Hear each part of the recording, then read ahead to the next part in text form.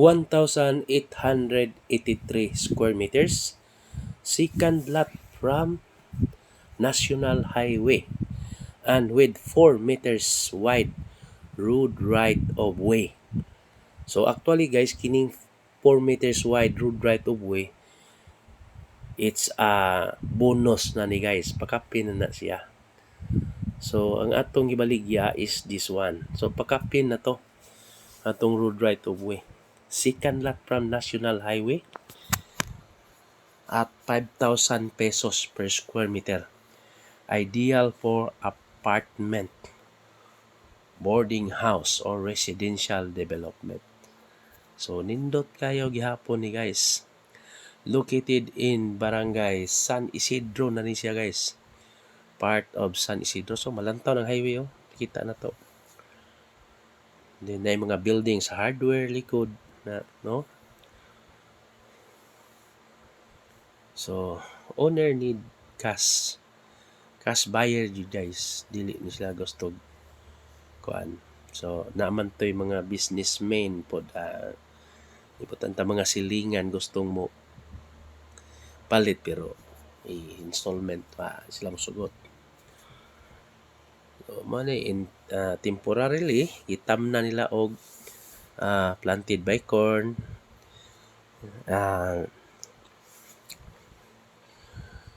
money, peanut. Then there are several other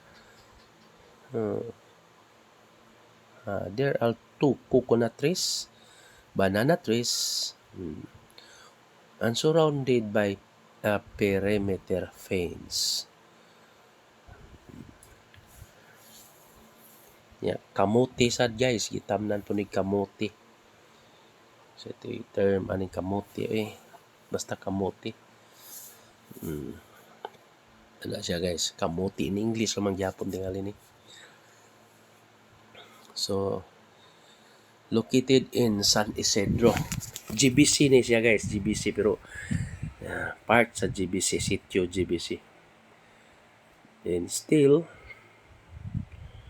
very good investment. So okay sa tong gustong mo invest no property kini. Nindot ni bonus na kay ni nga property. It's really a good investment kay you can convert into apartment development. Apartment yung ngayon ani.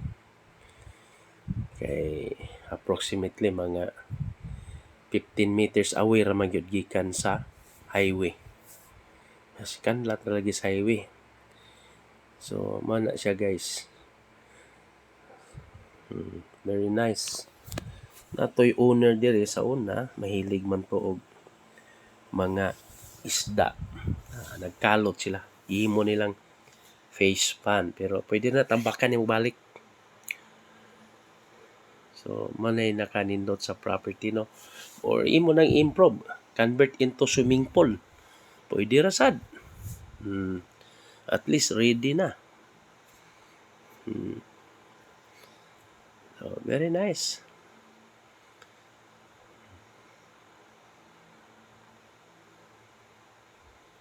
Yeah, there is already a deep well na nitabay diri guys. Ano gi problema diretso na ka. Pwede na putangan ni mo water pump. See? Agi tubig.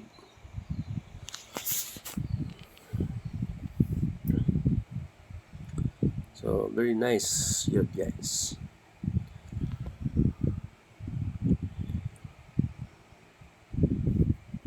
Mabay pagwana guys. So, by the way guys, Talibon again is a progressive town. Ni mga malls, seaport, commercial center, banks, hotels. Then, one of the progressive, it's a first-class municipality of Bohol. 2 to 3 hours drive from Tagbilaran City and Panglao International Airport.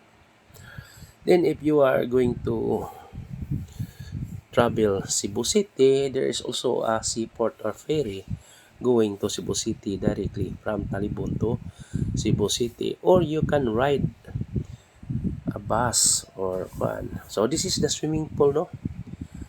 Swimming soon to become a swimming pool. So gihimo nila guys kay ilang gi face pan ni sa una.